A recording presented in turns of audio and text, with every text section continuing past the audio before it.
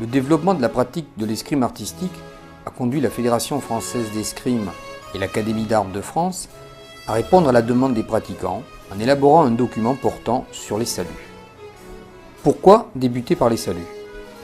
Ce sont des éléments fondamentaux sur le plan culturel et historique, témoignage du respect porté à l'adversaire d'abord, et également un travail minutieux de recherche des maîtres d'armes des différents rois de France qui en ont poussé l'exécution en un véritable ballet artistique. Sur le plan de la motricité, il réclame la maîtrise de l'arme, son évolution dans l'espace, une coordination et des postures rigoureuses. Leur utilisation régulière prépare et enrichit la pratique de l'escrime artistique en duo.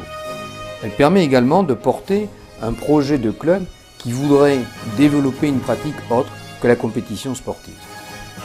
Les saluts font partie intégrante de l'escrime artistique dont les valeurs reconnues sont le maintien d'un patrimoine historique et culturel, une motricité très riche, le duo plutôt que le duel, la coopération plutôt que l'opposition, et enfin l'utilisation de techniques spectaculaires qui ont pour but de susciter l'émotion.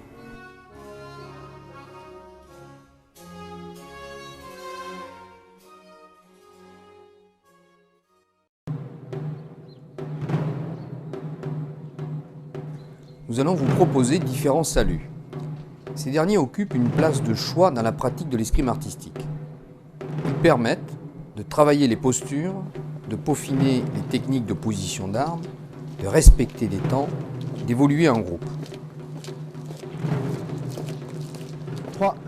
Comme pour toute 4, activité sportive, 5, il est nécessaire au préalable 6, d'échauffer les différentes 7, parties du corps 8, qui seront sollicitées. Et 10, les deux en même temps, et un dans un sens. Second, je garde arrière, la main gauche est redescendue. Les saluts ont marqué de façon importante l'histoire de l'escrime et notamment les époques du grand siècle et du siècle des Lumières. Les maîtres d'armes du XVIIe et du XVIIIe siècle ont mis au point ces saluts d'armes pour satisfaire à la rigueur militaire et au plaisir du roi. Pratiqués à l'Académie d'armes royales, notamment au Louvre, et présentés à la cour lors des cérémonies et des fêtes royales, ces saluts revêtent un aspect différent suivant les monarques.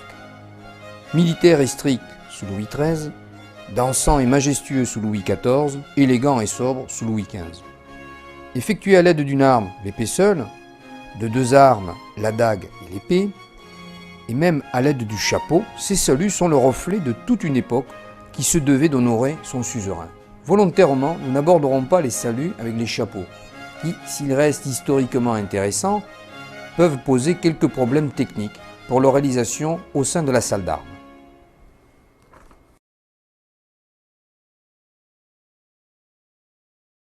Dans l'enseignement et la pratique de l'escrime artistique, la connaissance des saluts du XVIIe et du XVIIIe siècle est très importante à mes yeux.